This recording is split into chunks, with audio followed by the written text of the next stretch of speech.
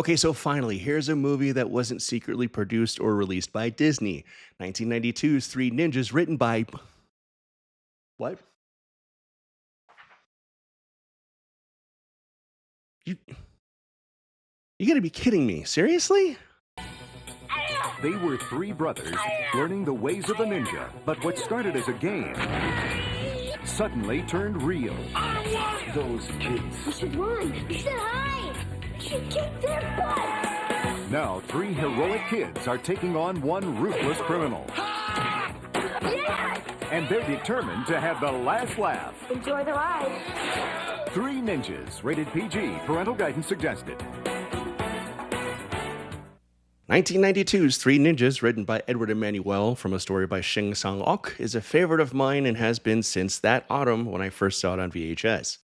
It's the story of three young brothers who spent their summers at their grandfather's cabin being trained by him in the ninja arts. Now, if that doesn't already sound like the fantasy of every 8-year-old kid in the early 90s, just hang on. Three brothers baptized with the ninja names Rocky, Colt, and Tum Tum live an otherwise normal suburban life in California, aside from their father being an FBI agent who has shootouts with international arms dealers and stuff. Their dad is currently on the trail of one such criminal, Snyder, when the boys are finishing up their latest summer with Grandpa and are preparing to go back home. That's when Snyder shows up at Grandpa's cabin right after escaping FBI Dad, very dramatically via helicopter. For some reason, he brings a bunch of his ninja henchmen with him, and Rocky, Colt, and Tum Tum take it upon themselves to spring into action and defend Grandpa's house. And it was right here that 8-year-old DT was hooked. And when this became a film I would watch all the damn time, would act out with my friends, and would only bolster my love of all things ninja in the 90s. So it turns out Snyder knows Grandpa from back in the day and wants him to train Snyder's men. Because if he can train three little kids to beat the shit out of a bunch of his dudes, Grandpa could probably turn a bunch of adult mercenaries into the fucking Avengers. Grandpa says no, step off, and the boys go back home to Mom and FBI Dad. Snyder is not done, though. He knows that FBI Dad is Grandpa's son-in-law, and he makes the big mistake of hatching a plan to kidnap Rocky, Colt, and Tum Tum to use him as leverage against FBI Dad. And he does so by hiring his surfer dude nephew to go do some breaking and entering and some child kidnapping. He shows up with some buddies, and Rocky, Colt, and Tum Tum go to battle, setting up all sorts of traps and using ninja skills to fend them off. Okay, ultimate 90s kid fantasy fulfilled here. And if this sounds really familiar, let me explain something. Shing Sang-ok, the gentleman who came up with the story for Three Ninjas, was a very prolific filmmaker in South Korea. And his story is insane. His ex-wife, Choi Yoon-hee, was a prominent film star who suddenly disappeared in 1978. It turns out she had been kidnapped by North Korea. When people started questioning whether or not he had done the disappearing, Shing Sang-ok went off to North Korea to look for her and ended up being taken prisoner as well. He was put in prison until they thought they had sufficiently brainwashed him, and then he and his ex-wife were forced for years to make multiple films for the glory of great leader and North Korea. During this time, they remarried, and while attending a film festival in Vienna in 1986, they escaped North Korean forces, sought refuge from the United States, and lived in Virginia under CIA protection for 3 years. Once cleared by the CIA after filling them in on all the wild stuff they had experienced in North Korea, Shing Sang-ok and Choi Yoon-hee became U.S. citizens and moved to California. There, in 1990, Shing Sang-ok watched a little movie called Home Alone. A bunch of times, like a lot of times, like everybody else in America in 1990. Being a filmmaker and a businessman, he wanted to find some way to incorporate the success of Home Alone with ninjas. Because everyone in the early 90s was crazy for everything ninja, and if it was done right, it would be a gold mine. The script was written, and Disney bought the rights for it for a couple of $1 million. But they used their Touchstone Pictures banner to distribute the film instead of the Disney brand. And then they hired John Turteltaub to direct. Yeah, the same John Turteltaub who directed Cool Runnings. So you know this movie is straight fire.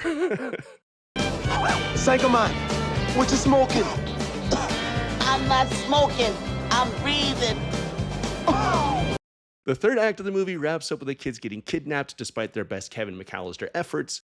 They end up being held captive on a cargo ship, then escaping and teaming up with Grandpa to beat the bad guys. And also, Grandpa murders a dude in the process. Grandpa, please, it's It's just us. Don't do it! Grandpa, no!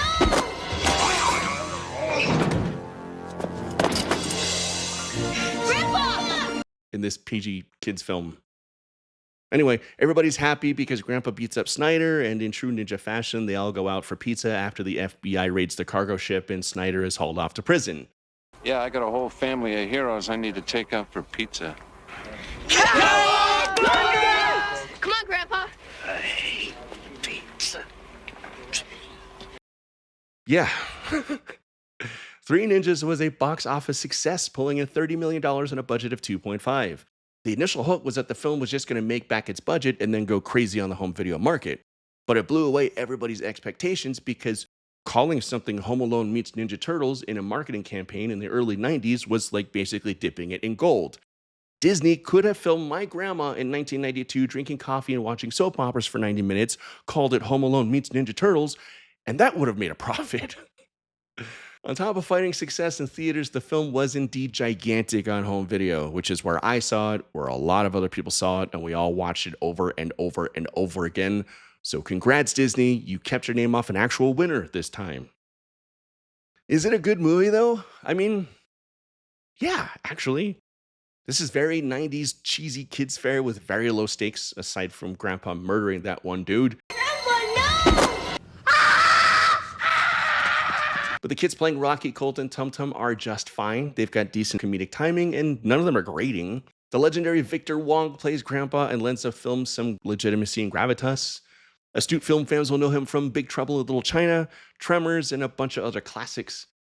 John Turtletop approaches the film with just enough respect and heart to honestly just really make it all work. And it's really not any worse than a lot of the other dumb ninja movies that came out around that time. It's still fun to pick out the obvious stunt doubles, especially Grandpa's, and quote all the dumb lines to your friends. I wear this Three Ninja shirt all the time, and I either get high fives or people wanting to know more, and then getting excited that it's a fun, cheesy early 90s martial arts film for them to discover. For me personally, the film just resonated. The California suburb in the movie looks a lot like the suburbs I spent a lot of time in as a kid in Phoenix, Arizona. Me and my friends would ride bikes to school or through the desert just like the boys, and there was always some sort of housing development under construction, just like the neighborhood in the movie. And I loved ninjas, and I was roughly the same age as Rocky, Colt, and Tum Tum, and I played Nintendo just like them, and I really wish I had a bedroom just as cool as they did.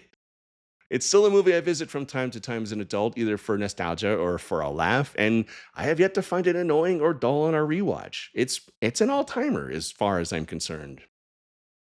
And that'll do it for this episode of Friday Night Rental. As always, remember to rewind before you return. Tell your friends that Rocky loves Emily. Rocky loves Emily. Rocky loves Emily.